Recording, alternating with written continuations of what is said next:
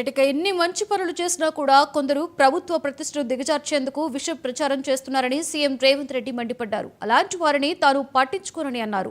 మాచారం సభలో మాట్లాడుతూ ప్రతి ఊరిలో ఒకరో ఇద్దరో తాగుబోతులు సన్నాసులు ఉంటారు. అంత మాత్రాన ఊరికేమన్నా దరిద్రం వస్తుందా అని ప్రశ్నించారు. అలాగే రాష్ట్రంలో 10 మంది నాయకులు సన్నాసులుగా ఉండొచ్చు, కానీ తాను ప్రజల కోసం 24 గంటలు కష్టపడతానని వ్యాఖ్యానించారు.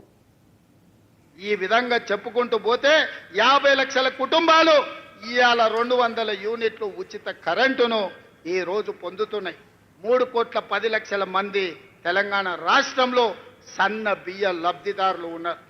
వీళ్ళందరూ గుర్తు చేసుకున్నప్పుడు ఆ సన్నాసులు సోషల్ మీడియాలో చేసే తప్పుడు ప్రచారం నాకు ఒక లెక్కన అని చెప్పి ఈ రోజు మీ అందరి ముందర నేను చెప్పదలుచుకున్నా.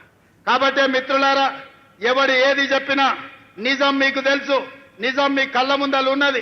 నిజాన్ని నిర్భయంగా కాంగ్రెస్ పార్టీ కార్యకర్తలు, తెలంగాణ బాగు కోరుకునే వాళ్ళు నిర్భయంగా నిటారుగా నిలబడి చెప్పండి. ముఖ్యంగా మా ఆడబిడ్డల్ని, 1 కోటి మందిని కోటీశ్వరులను చేసే బాధ్యత మాది.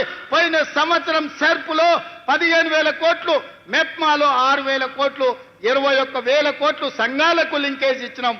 ఈసారి ఇప్పటికే 15,000 కోట్లు లక్ష్యం పెట్టుకుంటే 20,000 కోట్ల రూపాయలు ఈ సంవత్సరం కూడా మా ఆడబిడ్డలకు బ్యాంకు లింకేజ్తోని మా బట్టి గారు అందించారు.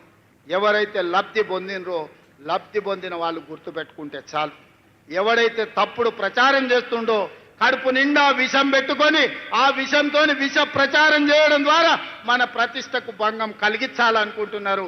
నేను వాళ్ళందరినీ పట్టించుకోదలుచుకోలేదు, వాళ్ళ దిక్కు చూడదలుచుకోలేదు. ప్రతి ఊర్లో ఒకడో ఇద్దరో తాగుబోతులో సన్నాసులో ఉండనే ఉంటారు. అంత మాత్రాన ఊరేమన్నా పాడైపోతుందా? ఊరికేమన్నా దరిద్రం వస్తుందా? మిత్రులారా, తెలంగాణ రాష్ట్రంలో కూడా 5 మందో 10 మందో నాయకులు సన్నాసులు ఉండొచ్చు, దరిద్రం ఉండొచ్చు, కడుపు నిండా విషం ఉండొచ్చు. కానీ కష్టపడే మీ సోదరుడు మీ రేవంత్ అన్న రోజుకు 24 గంటలు మీకోసం కష్టపడతాడు.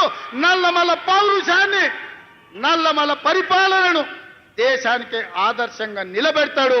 ఈ రాష్ట్రాన్ని అభివృద్ధి పదం వైపు నడిపించడానికి ఉంటారు. ఈ విధంగా చెప్పుకుంటూ పోతే 50 లక్షల